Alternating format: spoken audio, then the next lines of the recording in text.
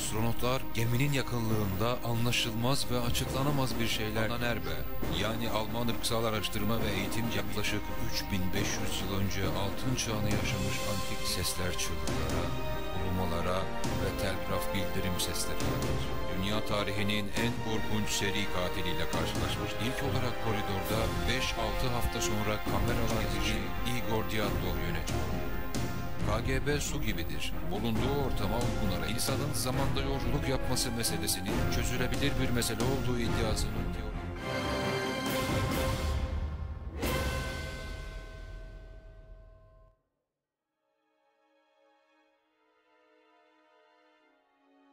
...5 Ocak 1989 gecesi. Hava çok soğuk ama Dresden'deki Alman Demokratik Cumhuriyeti Güvenlik Bakanlığı önünde toplanan yaklaşık 5000 kişi öfkeden ateş gibi. Soğuk Savaş'ın simgesine dönüşen Berlin Duvarı'nın yıkılmasının üzerinden bir ay geçiyor. Dresden sakinleri demokrasi eylemi için sokağa dökülmüşler. Kızgın kalabalık, "Bizden aldıklarınızı geri verin" diye sloganlar atıyor. Derken bakanlık binasını çevreleyen duvarın üzerine tırmanmaya başlıyorlar. Kısa süre sonra bu eyleme neredeyse hiç direniş göstermeyen bina tamamen kalabalığın kontrolüne geçiyor. 6 saat sonra ise içlerinden birisi kalabalığı yaklaşık 100 metre mesafede yerleşen KGB binasını da ele geçirmeye çağırıyor. O sırada KGB binasında hummalı bir çalışma sürmektedir. Berlin Duvarı'nın yıkılmasından sonra Demokratik Almanya'nın sonunun geldiği belliydi.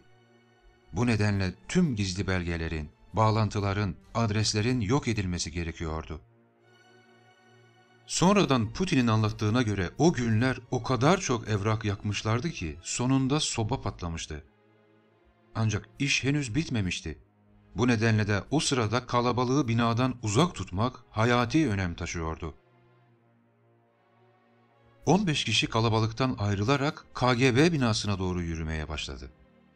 O dönem Devlet Araştırma Enstitüsü'nde mühendis olarak çalışan Siegfried Danatz da bu insanların arasındaydı. Sonradan o anlarla ilgili şöyle yazmıştı: "Bakanlık binasını ele geçirdikten sonra herkes KGB'nin de kolayca işgal edilebileceğinden emindi. Gecenin geç saatleri olmasına rağmen binanın ışıkları yanıyordu. Eylemciler binanın demir kapılarına yaklaştıklarında muhafızların hızla içeri girdiklerini gördüler. Kısa süre sonra orta boylarda zayıf bir adam dışarı çıktı. O kadar silik ve sıradan bir tipti ki üzerinde üniforması olmasa subay olduğu kimsenin aklına bile gelmezdi. Adam kapıdan fazla uzaklaşmadan durdu ve kalabalığa doğru seslendi. Buraya girmeyi aklınızdan bile geçirmeyin. Silahlı yoldaşlara burayı savunmalarını emrettim. Son defa söylüyorum. Uzaklaşın." Hafif Rus aksanına rağmen bu adam Almancayı çok düzgün ve akıcı konuşuyordu. Sesi gayet sakin fakat son derece sert ve kararlıydı. Yanındaki askerin silahı vardı. Görünürdeki her şey bu insanın gerçekten de söylediğini yapacağını gösteriyordu. Eylemciler bu uyarı karşısında afalladılar. Sonra da sessizce geri çekilip uzaklaştılar. Her şey sadece 5 dakika sürmüştü ama bu subay Siegfried üzerinde çok derin bir etki bırakmıştı. Siegfried Putin'i şu şekilde tarif ediyordu: "Silahsız bir memur kızgın bir kalabalığı 3 cümleyle uzaklaştırdı." Bu adam insanlar üzerinde gerçekten de güç sahibiydi. O sırada Putin'in mesai arkadaşı olan bir KGB görevlisi ise anılarında Putin'in yanında silahlı askerle değil tek başına çıktığını anlatıyor. 1975 yılından itibaren KGB'de çalışan bu subay yurt dışında görev yapmaya pek hevesli değildi. Ancak yine de 1985-90 yılları arasında KGB'nin Dresden şubesinde çalışmış ve NATO ile ilgili bilgi toplamıştı. O zamanlar karısı ve 2 kızıyla birlikte yaşıyordu. Sıkça gittiği bir bar vardı. Hayattan zevk almayı da biliyordu. Ancak bir anda her şey değişti. Bugün o bina felsefe dersi okutulan bir okul. KGB'nin soğuk imajından kurtulması için binanın yüksek duvarlarını biraz daha alçalttılar. O sarışın, çelimsiz memur ise bugün dünyanın en güçlü lideri olarak tarif ediliyor. O gece orada yaşananlarla ilgili konuşmak istemiyor. Bu konuyu anlattığı tek bir röportajında söylediği bir cümle, aslında bu adamın liderlik sırlarından birini açıkça ortaya koyan bir şifre gibiydi. Kalabalık binamızın etrafını sarmıştı. Çok ciddi bir tehlike altındaydık. Daha da kötüsü, kendimiz dışında bizi koruyacak hiç kimse yoktu.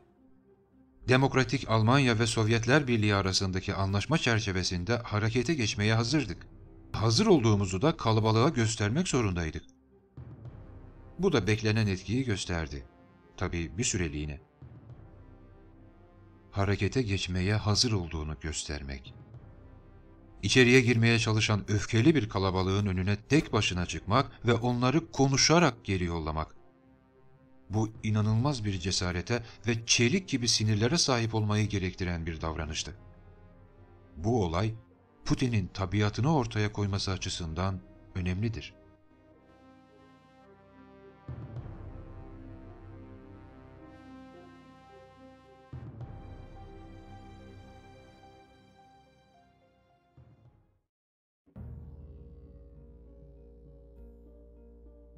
...8 Aralık 1991'de Yeltsin ile Ukrayna ve Beyaz Rusya Cumhuriyetlerinin devlet başkanları Sovyetler Birliği'nin dağıldığını ve bağımsız devletler topluluğunun kurulduğunu ilan ettiler. Ancak 12 Aralık'ta Rusya Federatif Sovyet Sosyalist Cumhuriyeti Yüksek Sovyeti bu anlaşmanın onaylanmasını reddetti. Sovyet Anayasası'na göre birliğin dağıtılması ancak Yüksek Sovyet Meclisi'nin yetkisindeydi. Ancak Yeltsin'in Gorbaçov'u istifaya zorlaması Yüksek Sovyet'in kararını geçersiz kıldı. 21 Aralık'ta geri kalan 12 cumhuriyetin 11'i de bağımsız devletler topluluğuna katıldı. Yeltsin, Gorbaçov'la birlikte bağımsız devletler topluluğunun yıl sonunda Sovyetler Birliği'nin yerini alacağını açıkladı. Ancak Gorbaçov 25 Aralık 1991'de devlet başkanlığı vazifesinden istifa etti. Çok çabuk davranan Yeltsin, Gorbaçov'un Kremlin'deki ofisine taşındı. Ordunun komutasını eline aldı. Birleşmiş Milletler'e Sovyetler Birliği'nin Güvenlik Konseyi'ndeki yerini Rusya Federasyonu'nun alacağını bildirdi. Nükleer füzelerle ilgili fırlatma şifrelerine el koydu. İdarede ABD'yi örnek alan Yeltsin, başkanlık vazifesini de kendinde topladı. Rusya'nın 1990'lı yıllardaki hızlı özelleştirilme sürecinde ülkeyi yöneten Yeltsin, 1993 yılında reform önerilerini ve yönetim değişikliklerini engellemeye çalışan parlamentoyu asker kullanarak dağıttı. Parlamento binasını tanklarla bombalatmaktan bile çekinmedi. Ardından parlamento seçimleri yapıldı. Seçimleri Yeltsin yanlısı adaylar kazandı. Böylece Yeltsin, parlamentoda yandaş sayısını arttırarak konumunu daha da güçlendirdi. 1994 yılında Çeçenistan'a büyük çaplı bir askeri müdahale düzenledi ve ülkeyi işgal etti.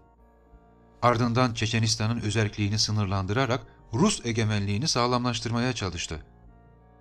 Ancak Çeçen direnişinin artarak devam etmesi ve Rus kayıplarının artması sonucu iç politikada zor duruma düştü. Yeltsin 1996 yılındaki şaibeli devlet başkanlığı seçimlerinde yeniden başkan seçilse de seçimin hileli olduğuna yönelik pek çok itiraz yapıldı. Ancak ikinci turda %53 oyla tekrar başkan seçildi.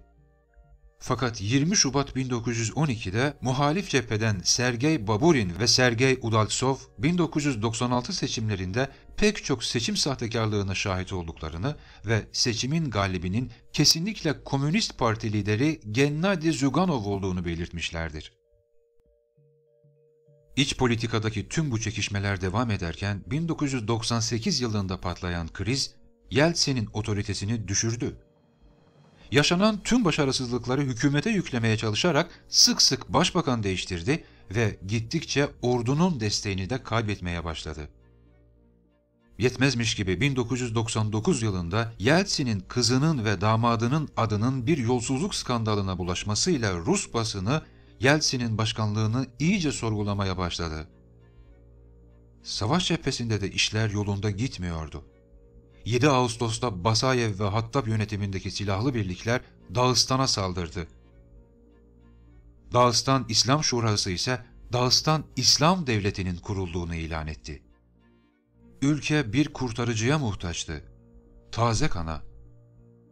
İlk başlarda Yeltsin'in bu kulvarda gördüğü ve açık ara öne çıkan ilk isim, Yeltsin yönetiminde Enerji Bakanı ve Başbakan Yardımcısı görevlerinde de bulunmuş olan Boris Nemtsov'du. Karizmatik ve güçlü belagata sahip genç bir siyasetçi olan bu adam, kısa süre sonra Çeçenistan Savaşı konusunda Yeltsin'le fikir ayrılığına düştü. Nemtsov bu savaşı istemiyordu. Yeltsin, bu baskılara iç ve dış politikada sertlik yanlısı düşünceleriyle tanınan, eski KGB ajanı olan ve karanlık biri olarak anılan, o zamana dek çok bilinmeyen Vladimir Putin'i halkın önüne çıkararak kendi halefi ilan etti. Tarih 9 Ağustos'u gösterdiğinde Putin, başbakanlık koltuğuna oturdu.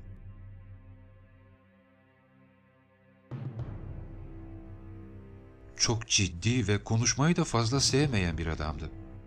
FSB başkanı iken toplantılar sırasında kendisine soru sorulmadan hiç konuşmazdı.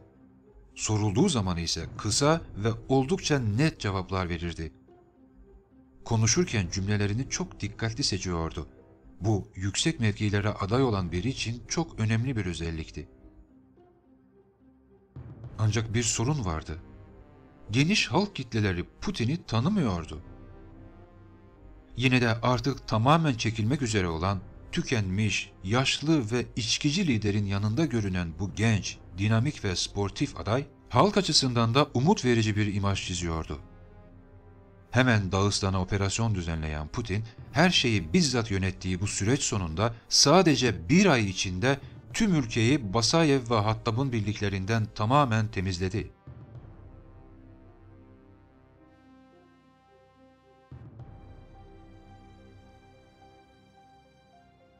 ...1999 yılının sonuna doğru muhalefetten ve halktan gelen baskılara karşı koymakta zorlanan Yeltsin, 31 Aralık 1999 günü tüm televizyon kanallarının yayınına ara verilerek girilen canlı yayında yaptığı konuşmada istifa ettiğini ve yerine anayasa gereği Başbakan Putin'in geçeceğini açıkladı.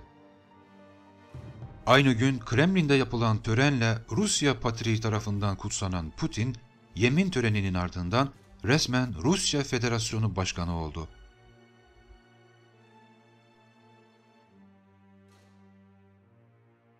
Kendisine geleneksel olarak başbakanlık armalarıyla birlikte nükleer valiz de teslim edildi. Bu valiz aslında Rusya'nın nükleer cephaneliğini harekete geçiren gizli kodun saklandığı özel bir aygıttır. Bu valiz sayesinde Rusya başkanları bulundukları yerden bağımsız olarak stratejik füze kuvvetleriyle iletişim kurabiliyorlar.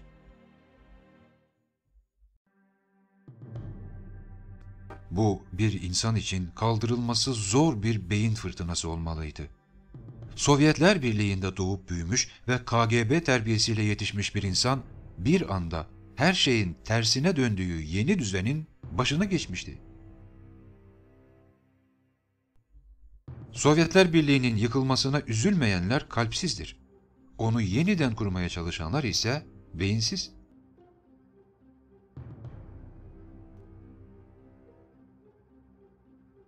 Putin o günden itibaren bir daha kalkmamacasına dünyanın gündemine oturdu ve inanılmaz hayat hikayesiyle ilgili bilgiler de dünyanın dört bir yanındaki yayın organlarının manşetlerinden yayınlanmaya başlandı.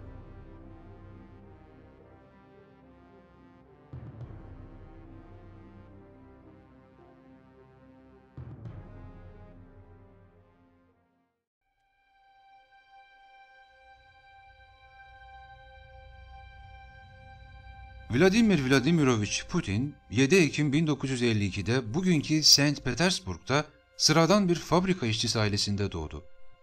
Putin'in dedesi Spiridon Ivanovich Putin, önce Lenin'in, sonra ise Stalin'in özel aşçılığını yapmıştı. Babası Vladimir Spiridonovich ise 2. Dünya Savaşı'nda önce NKVD'nin sabotaj birimlerinde görev almış, daha sonra Leningrad savunmasında savaşmıştı. Annesi Maria Ivanovna da önce bir fabrikada işçi, daha sonra ise yerel bir hastanede hemşire olarak çalışmıştı. Çok kibar ve sempatik bir kadındı. Putin ailesi savaşın yıktığı milyonlarca aileden biriydi. O sıralar aile Leningrad'da yaşıyordu. Maria Ivanovna kucağında bebeği Viktor'la birlikte Naziler tarafından sarılmış şehirde mahsur kalmıştı.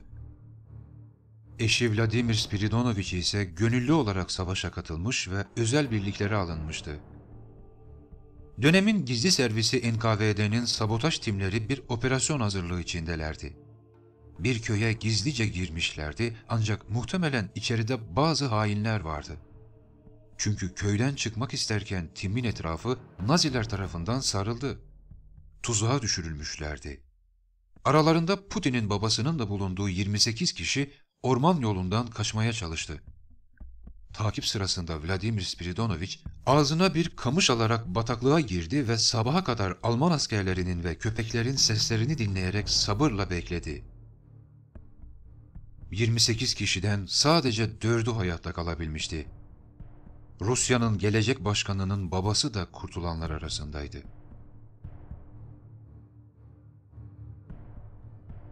Burası ise Neva Nehri'nin doğu kıyısında yer alan Nevski Pitaçok denilen yer. Nevski Pitaçok, Leningrad savunmasındaki en şiddetli savaşın gerçekleştiği yerdir. Öyle bir savaş ki, cephe hattındaki sadece 2 kilometre karelik bir alanda 150 bin Rus askeri hayatını kaybetmiş, o sırada burada bulunan Moskovskaya Dubrovka isimli köy haritadan silinmiştir. 17 Kasım 1941 günü Putin'in babası Vladimir Spiridonovich birkaç arkadaşıyla birlikte Alman birliklerine sızmak isterken beklenmedik bir şekilde kendini Alman sığınağının önünde buldular ve fark edildiler. Üzerlerine yağmur gibi mermiler ve el bombaları yağmaya başladı. Baba Vladimir gözlerini açtığında ağır yaralıydı. Sürünerek bir şekilde fazla uzak olmayan bölüğüne dönmeyi başardı ama yaralının Neva'nın karşı kıyısına geçirilmesi gerekiyordu. Orası ise yoğun ateş altındaydı. Bir süre sonra bir adam çıktı. Vladimir'i sırtına aldı ve kafasının üzerinde uçuşan mermilere aldırmadan Neva nehrini yüzerek geçti. Ağır yaralıyı hastane yatağına yatırdığı sırada kulağına şöyle dedi: "İşte bu kadar. Yaşayacaksın. Bense ölmeye gidiyorum. Hoşça kal." Arkadaşlar birbirlerini kaybettiler. O sıralar bir diğer cephede, Putinlerin köyünün yakınlığında devam eden savaşlarda Putin'in anneannesi de Naziler tarafından vuruldu. Kadın o sırada mevzilerde saklanan çocuklara yiyecek götürüyordu. Mezarının üzerinde aynen şöyle yazıyor: Shelomova Elizaveta Alexeyevna, 1881-1941, Alman faşist işgalciler tarafından öldürülmüştür. Putin'in annesi Maria Ivanovna ise kocasının yattığı hastaneyi zorlukla da olsa öğrendi. Kadın her gün eşini ziyaret ediyor, eşi ise kendisine hastanede verilen yiyecekleri bebeğini beslemesi için gizlice karısına veriyordu. Bir süre sonra ise hemşireler hastanın sık sık açlıktan bayıldığını fark edince karısını bir daha hastaneye sokmadılar. Çocuğuyla birlikte açlıktan ölmek üzere olan genç annenin yardımına cephe hattındaki erkek kardeşi yetişti. Sık sık yanına uğrayarak yanında getirdiği ekmeği suyla ıslatıp kız kardeşine verdi. Ve arada bir de ağzına bir parça şeker koydu. Fakat işin böyle devam edemeyeceği anlaşılınca devlet zaten ilk çocuğunu kaybetmiş kadının ikinci çocuğunu elinden aldı. O dönem ailesi tarafından bakılamayan çocuklar için bir kurum oluşturulmuştu. Ancak 3 yaşındaki çocuk bakım evinde difteriye yakalanarak öldü.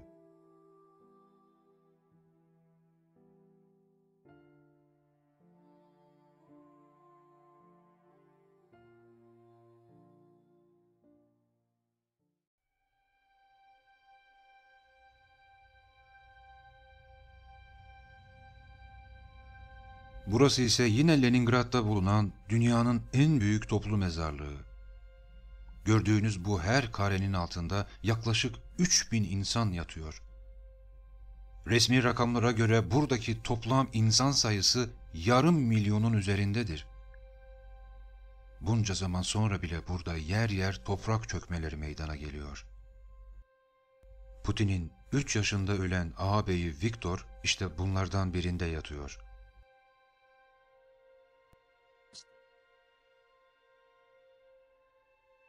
Ancak Putin ailesinin trajedisi bunlarla sınırlı değildi. Ablukanın en korkunç dönemi 1942 kışıydı. O kış boyunca bu şehirde her gün ortalama 1000 sivil hayatını kaybetti. Hastaneden taburcu olduktan sonra baba Putin evine döndüğünde yaşadıkları apartmanın önünde yığılan cesetlerin arasında karısını gördü. Bu rutin bir işlemdi. Görevliler her gün sokak sokak gezerek tüm daireleri kontrol ediyor, açlıktan veya hastalıktan ölenleri dışarı çıkarıp evlerin önüne istifliyorlardı. Çünkü şehir sakinlerinin hiçbirinde bunu yapabilecek güç kalmamıştı. Daha sonra da kamyonlar gelip cesetleri toplu mezarlıklara götürüyordu.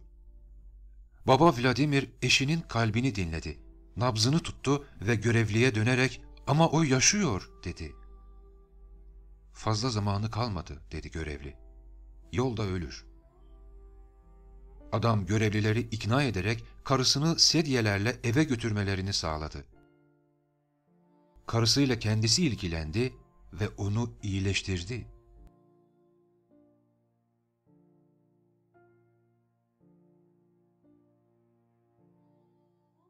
Rusya'nın gelecek başkanı işte bu ailenin daha ileri bir zamanında, savaşın bitişinden 7 yıl sonra dünyaya gelen çocuğuydu.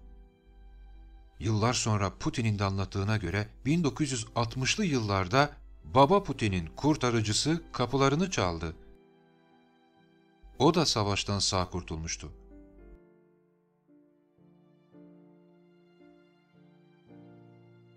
Putin, Baskov Sokağı No 12'de yaşadıkları, sıradan ihtiyaçlarını bile zar zor karşılayan ufacık dairede geçen çocukluk yıllarını sık sık anlatır.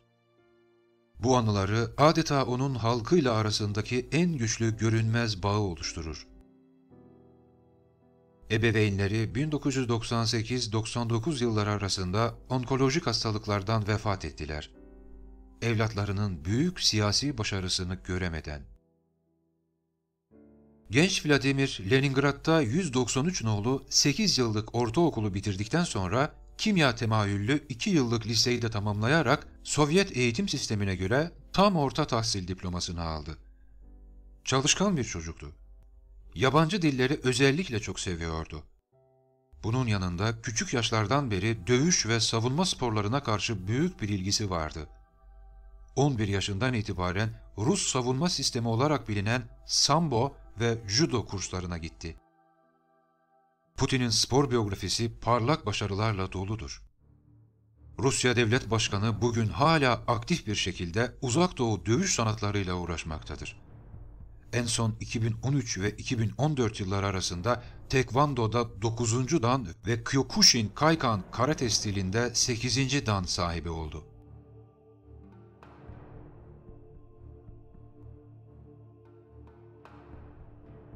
Ortaokulu bitirdikten sonra Vladimir, Leningrad Devlet Üniversitesi Hukuk Fakültesine girdi ve 1975 yılında buradan mezun oldu. Putin öğrencilik yıllarında üniversitede kendisine ticaret hukuku dersi veren Anatoly Sobchak'la tanıştı. Petersburg'un gelecek belediye başkanı olan bu adam daha sonra Vladimir Vladimirovich'in başarılı kariyerinde önemli bir rol oynayacaktı.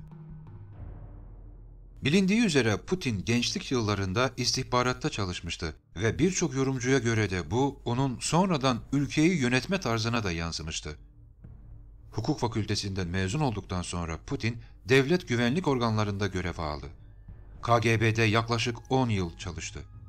KGB'nin en yüksek okullarında eğitildi ve en aktif birim olan Özel Operasyon Birimleri Subayı diploması aldı. 1985 yılında Doğu Almanya'ya atandı. Burada devlet güvenlik organlarının Dresden Bölgesel İstihbarat Biriminde çalıştı ve Demokratik Almanya ve Sovyetler Birliği Dostluk Evi'nin direktörlüğünü yaptı. Bu görevindeyken Putin parlak başarılar elde etti ve üstün hizmet madalyası aldı. Hizmet yıllarında teğmenlikten albaylığa terfi etmesinin ardından KGB Dış İstihbarat Departmanı'nın Moskova'daki merkezine alınması teklif edildi. Fakat gelecek başkan, başkentte çalışma teklifini geri çevirerek Leningrad'a geri döndü. Buradaki istihbarat birimlerinde kısa bir süre görev yaptıktan sonra kendi isteğiyle devlet güvenlik organlarından istifa ederek Leningrad Devlet Üniversitesi'nde uluslararası konularla ilgili rektör yardımcılığı yaptı. 1992 yılında yedek albay olarak yeniden KGB sıralarına dahil edildi.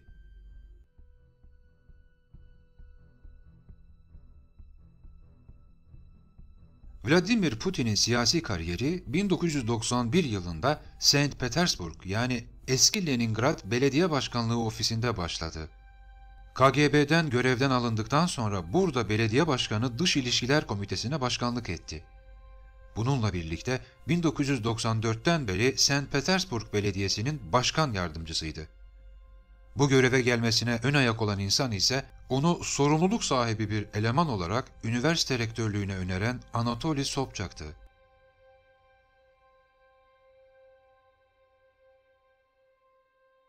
Putin'e iktidara giden yolda destekçi olan Anatoly Sobchak'ın kızı Ksenia Sobchak ise bugün Rusya'nın muhalefet kanadında yer alan ve Putin'i seçimlere hile karıştırmakla itham eden siyasetçilerden biridir.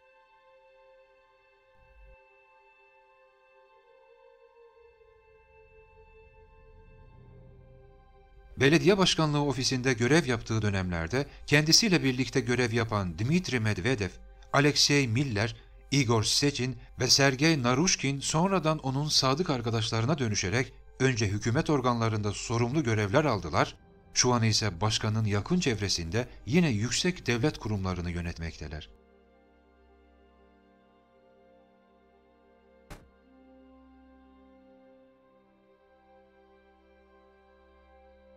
Yakın çevresindeki bazı insanlar onun karakterinin çok fazla değişmediği görüşündeler. Putin'in ortaokuldan sınıf arkadaşı olan tiyatro direktörü Viktor Borisenko, okul öğrencisiyken de Putin'in sakin, temkinli, hesaplı ama sinirlenince insanları sindirebilen biri olduğunu söylüyor. Putin'in KGB geçmişi ve genel olarak soğukkanlı tavırları birçok batılı lider üzerinde itici bir izlenim oluşturmuştur.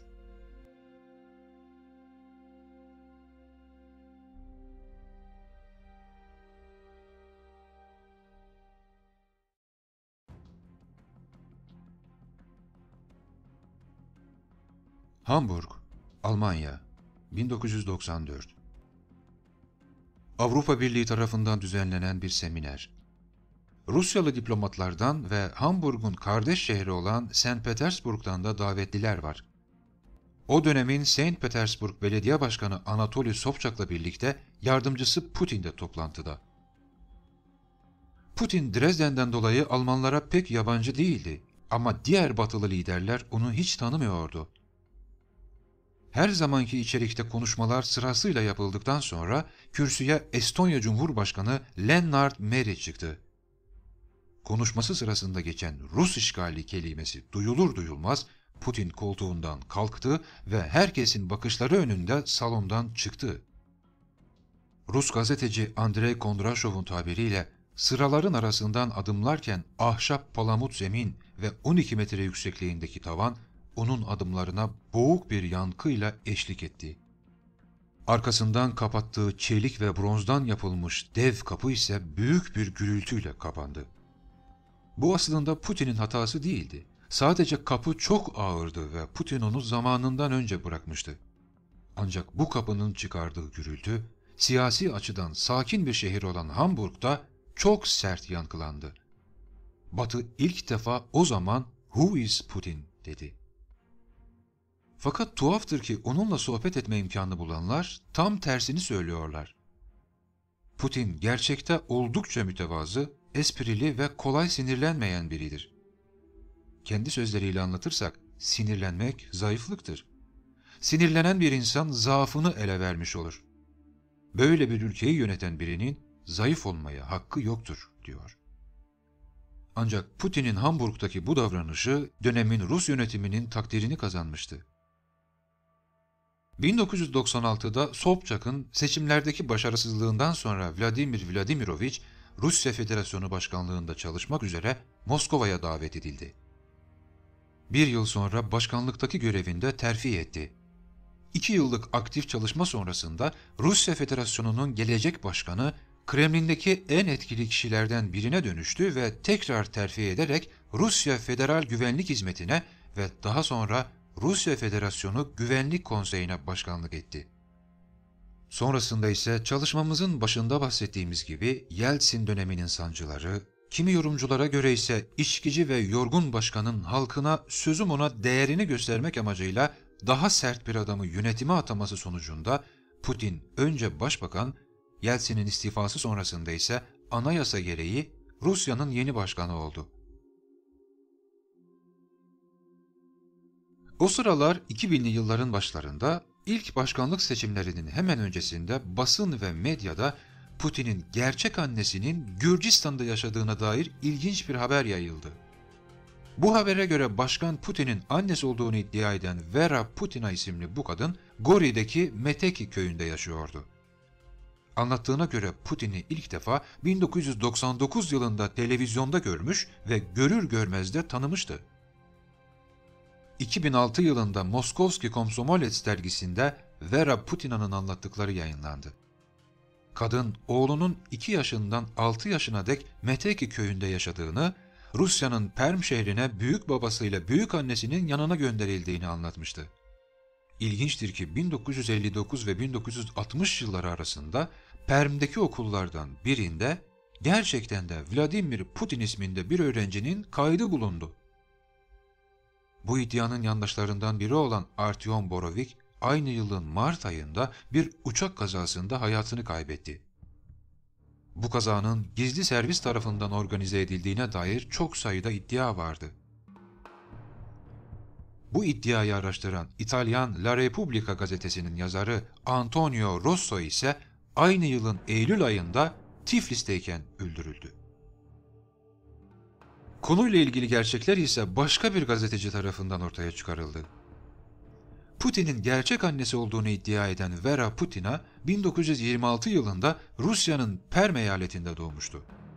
Okulunu bitirdikten sonra girdiği yüksekokulda Platon Privalov isminde bir adamla tanışmıştı. Onunla bir süre birlikte yaşamışlar ama kadın ondan hamile kaldıktan sonra adamın evli olduğunu öğrenmiş. Daha sonra ise genç adam ona uzun zamandır evli olmasına rağmen çocuğu olmadığını, onunla da doğacak çocuğunu kaçırmak üzere birlikte olduğunu itiraf etmiş. Kısa süre sonra Vera bu adamı terk etmiş. Yani çocuk babasız büyümüş ve daha sonra bir Gürcüyle tanışarak Gürcistan'a yerleşen Vera, kendi soy ismini verdiği çocuğu Perm'deki anne babasına yollamış. Daha sonra ise Vladimir Putin isimli bu çocuk yuvasına verilmiş, burada okumuş, sonra ise üniversiteye girmiş. Rusya devlet başkanıyla aynı ismi taşıyan bu çocuğun sonraki akıbeti ise bilinmiyor. Putin'in ilk başkanlık dönemi çok kritik bir sürece tesadüf etmişti. Ülke çok ağır siyasi ve ekonomik kriz içindeydi. Diğer taraftan da silahlı Çeçen birlikler Suudi cihatçılarla birlikte Dağıstan'a saldırmışlardı. Yeni başkanın göreve gelmesiyle birlikte başlayan ve Rus ordusu tarafından Çeçenistan ve Dağıstan'da dakik ve kararlı bir şekilde yürütülen operasyonlar sonrasında uzun zamandan beri beklenen zafer nihayet elde edildi. Savaşlardan yorgun düşmüş halkların rahat nefes alması, Putin'in mevkiini sağlamlaştıran en önemli etkenlerden biri oldu. Operasyonları takip eden başarılı siyasi ve sosyal açılımların ardından Çeçenistan elitinin ve hatta eski militanların bir kısmı Rus hükümetinin tarafına geçti. Bunlardan biri olan Çeçenistan Baş Müftüsü Ahmet Kadirov, Çeçenistan'ın Kremlin yanlısı yeni yönetiminin başına geçti.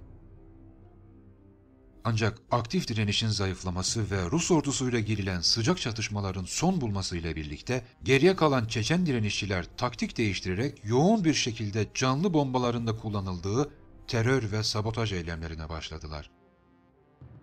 Bir diğer taraftan Putin'in kendisi de uluslararası terörizmin baş hedeflerinden birine dönüştü.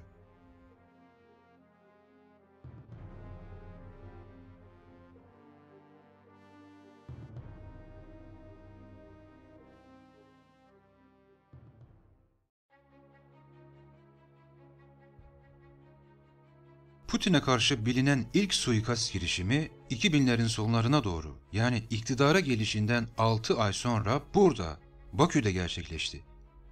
Kuzey Kafkasya'da savaş devam ederken Putin bir Güney Kafkasya gezisine çıkmaya karar vermişti. Önemi itibariyle ilk sıradaki ülke Azerbaycan'dı.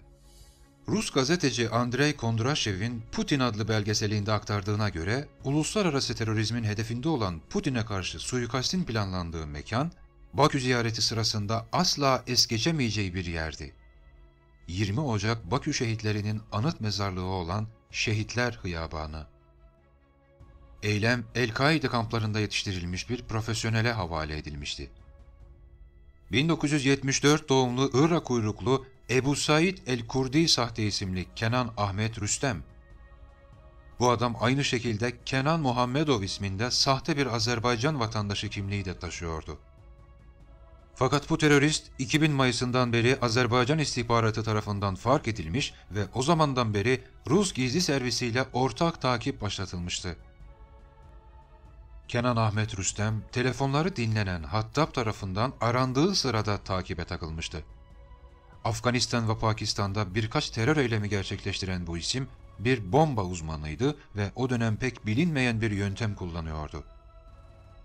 Cep telefonunun sim kartına bağlı ve tek aramayla aynı anda birkaç yerde patlayan bir düzenek. Havaya uçurulacak yerler işte bu mermer şehit mezarlarıydı. Fakat terörist eylemini gerçekleştiremeden yakalandı. Kısa süre sonra ise Putin, Haydar Aliyev'le birlikte şehitleri ziyaret etti. Azerbaycan'ın bugünkü Cumhurbaşkanı İlham Aliyev'e göre bu ziyaret Rusya-Azerbaycan ilişkilerinde köklü değişikliklere neden oldu.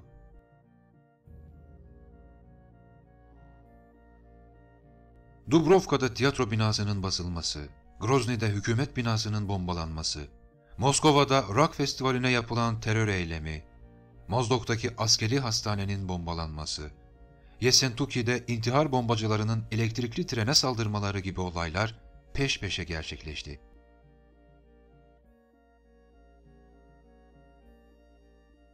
Bu eylemlerin en kanlı olanı ise hiç şüphesiz Rusya'nın 11 Eylül'ü olarak da adlandırılan Beslan okul saldırısıydı. Okulların açıldığı ilk gün olan 1 Eylül 2004 sabahı, Şamil Basayev yönetimindeki silahlı Çeçen direnişçilerden oluşan bir grup, Kuzey Ossetya Beslan kasabasındaki bir okulu basarak çoğu çocuk olmak üzere 1100'den fazla sivili rehin aldı. Eylemin 3. gününde Rus güvenlik güçleri tanklar, yüksek tahripli basınç bombaları ve diğer ağır silahları kullanarak binaya girdiler. Patlamaların ardından etrafı çevrilen binada Rus güvenlikleri ve eylemciler arasında silahlı çatışma meydana geldi. Çatışmaların sonunda aralarında 186 çocuğun bulunduğu, en az 334 rehinenin öldürüldüğü, yüzlerce rehinenin yaralandığı ve birçok insanın kaybolduğu bildirilmiştir.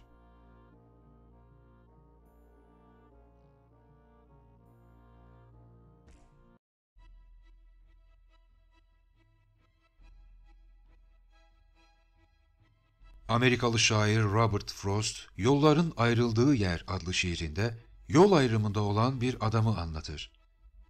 Bu adam yolların ikiye ayrıldığı tam orta noktada durmuş ve hangi yola gireceğine uzun süre karar verememişti.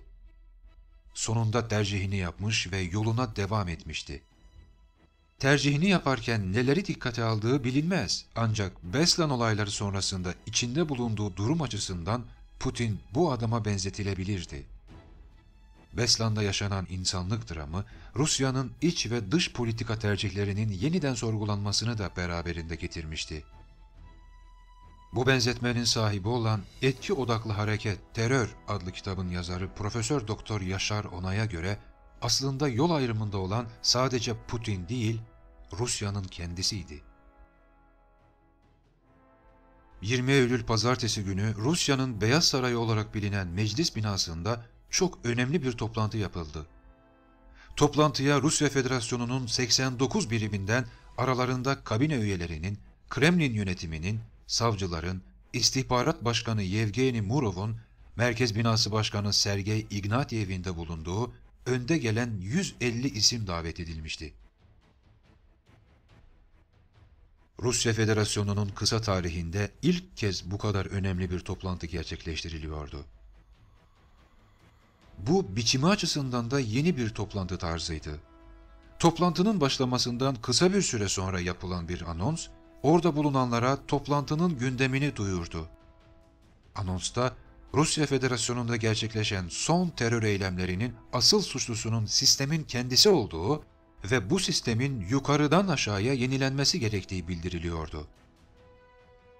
Ardından kürsüye çıkan Putin, artık Beslan'da yaşananlara üzülmenin bir faydası olmadığını, zamanın konuşma değil, eylem zamanı olduğunu içeren bir konuşma yaptı. Putin'e göre Rusya'daki sistem artık işlemez hale gelmişti. Özellikle federasyonun diğer birimlerinde yönetimde bulunan valiler, kendilerini bulundukları bölgelerin tek yetkilisi olarak görüyor ve zaman zaman Kremlin'le bile ters düşüyorlardı. Artık Yeltsin dönemi Rusyası'nın son kalıntılarına karşı savaşma zamanıydı. Putin'e göre bu tür olayların tekrarlanmaması için devlet otoritesinin yeniden tesis edilmesi gerekiyordu ve bunun sağlanması için de Rusya Federasyonu'na bağlı bölgelerdeki valiler bizzat başkan tarafından atanmalıydı. Bunun için seçim sistemi yenilenmeliydi. Başkanın bu konuşması hükümette bir soğuk duş etkisi yaratmıştı. Çünkü bu konuşma içeriğinden kimsenin haberi olmadığı gibi hükümetin bu konuyla ilgili önceden hazırlanmış bir planı da yoktu. Ancak söylediklerini uygulamakta kararlı olan Putin, hükümet otoritelerinin bütünlüğünün korunması ve federasyonun adım adım gelişmesi için federasyonların ve onların yürütme organlarının merkezi hükümetle uyum içinde çalışması şarttır, diyordu. Bunun tek bir anlamı vardı. Güç tek elde, yani Kremlin'de toplanacaktı. Federasyon valilerinin başkan tarafından atanması ise Rusya Federasyonu Anayasasına aykırıydı. 55. maddenin 3. bendine göre bölge valileri kendi bölgelerindeki halk tarafından seçilmeliydi. Dolayısıyla anayasa değişikliğine ihtiyaç vardı ve bunu da Rus Duması'nın onaylaması gerekiyordu. Yani Putin'in öncelikle Duma engelini aşması gerekiyordu. Seçim sisteminin değiştirilmesini de bu nedenle gündeme getirmişti. Tam o sıralar Devlet Duması'ndaki Rodina Partisi'nin Putin'e yakınlığıyla bilinen lideri Dmitri Rogozin, Duma'nın Beslan olayına tepkisiz kaldığını ve tatilini bile yarıda kesmediğini söyleyerek meclisin istifa etmesini ve erken seçime gidilmesini talep etti. Her şey bu ince planın bir parçasıydı.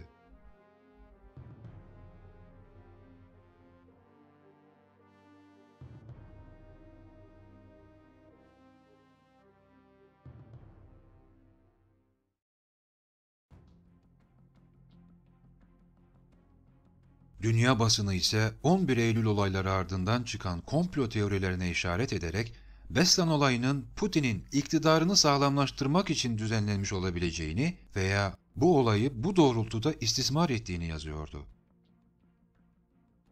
Beslan'da yaşananlar Rus dış politikasında etkilerini göstermekte gecikmedi. Rus Genelkurmay Başkanı Baluyevski o andan itibaren dünyanın her yerindeki terör üslerini vuracaklarını ilan etti. İlk başlarda Rusya'nın bu stratejiyi kolaylıkla yürütecek imkan ve kabiliyete sahip olmadığı düşünülmekteydi. Ancak Suriye politikasında Putin'in takındığı tutum, onun aldığı kararları uygulamakta ne kadar gözü kara olduğunu ortaya koydu. Suriye'deki iç savaş sırasında Birleşik Devletler, bazı Orta Doğu ülkeleri ve Türkiye'nin kendi halkına karşı uyguladığı şiddet ve düşmanca tutumundan dolayı meşruiyetini kaybettiğini savunduğu Esad'ın yönetimi bırakması gerektiğini söylerken, Putin her ne olursa olsun Suriye'deki meşru yönetimi destekleyeceklerini ilan etti. Tarih 7 Ekim 2015'i gösterdiğinde ise dünya basınına düşen haber başlığı, Rusya Suriye'deki IŞİD hedeflerini vurdu şeklindeydi. Bu şekli ve tarihi itibariyle de oldukça manidar ve açık mesaj içeren bir saldırıydı. 7 Ekim Başkan'ın doğum günüydü ve terör hedeflerini vuran 3M-14 füzeleri 1500 kilometrelik bir mesafeden ta Hazar Denizi'ndeki savaş gemilerinden fırlatılmıştı. Yabancı basın askeri denge hesabına güdümlü füzeleri de sokan Rusya'nın bu hamlesini ABD'ye gözdağı olarak yorumladı. Balistikten farklı olarak seyir füzeleri daha alçaktan uçuyor. Bu açıdan savaş uçağı ve insansız hava aracı saldırısıyla benzerlik taşıyor. Balistik füzelere nazaran radarda tespiti daha zor ve isabet oranı daha yüksektir. Dezavantajı ise tek kullanımlık olması ve üretiminin çok pahalı olmasıdır. Daha önce ABD, savaş gemilerinden attığı Tomahawk füzeleriyle Afganistan, Irak, Yemen ve son olarak da Suriye'deki hedefleri vurmuştu. Bu hamleyle az önce dediğimiz gibi Rusya hem ABD'ye gözdağı veriyor hem de savaştaki askeri denge hesabına yeni bir silah sokmuş oluyordu. Ama hepsi bu da değildi. Rus Savunma Bakanlığı'na göre saldırı İran, Irak ve Suriye hava sahası kullanılarak yapılmıştı. Bu rota Irak, İran ve Esad eksenini harita üzerinde tüm dünyaya göstermesi açısından önemliydi. Rusya o tarihten başlayarak toplam 112 IŞİD hedefini başarıyla vurduğunu açıkladı. Erdoğan hükümeti bu sırada Suriye'de terör örgütlerine karşı daha etkin bir mücadele başlatılması için Esad'ın gitmesi ve Suriye'nin yeni bir sürece girmesi gerektiğini savunmaya devam ediyordu. Putin ise bütün bunların sadece Esad karşıtlarının yalanlarından ibaret olduğunu söylüyordu. Bizce dünyanın herhangi bir ülkesinde olduğu gibi Suriye'de de siyasi karakter taşıyan sorunlar her şeyden önce ülke halkı tarafından çözülmelidir. Ancak biz Suriye'deki meşru hükümete olduğu gibi muhalefetin sağlam kısmına da destek vermeye hazırız. Anlaşabilecekleri ortak bir nokta bulmaları ve ülkenin siyasi geleceğini birlikte belirlemeleri için. Biz bu amaçla Moskova'da Esad yönetimi ve muhalefet temsilcileri arasında bir dizi görüşmeler organize ettik. Suriye'deki hükümetin düşmesine asla izin vermeyeceğiz. Tarafların barışçıl yollardan anlaşmaları için çaba harcayacağız. Çünkü bir ülkede devlet kurumları tamamen çökertilirse, oluşan boşluğu hemen terör örgütleri doldurur ve bu durumda kimse bu sorunla başa çıkamaz. Libya, Irak, Afganistan, Somali örneklerinde de olduğu gibi. Irak'ta bir zamanlar Saddam Hüseyin diye bir adam vardı. İyiydi veya kötüydü, konumuz bu değil ama Saddam'la birlikte Irak devleti de yok edildi. Eski Baas Partisi'nden binlerce insanı ve Sünni seçkinlerden oluşan binlerce Iraklı askeri de sokağa attılar. Onları kimse umursamadı. İşte o insanlar bugün IŞİD ordusunu oluşturdular. Biz böyle olumsuz ve telafisi zor sonuçlar doğuran düşüncesizce hareketlere karşıyız.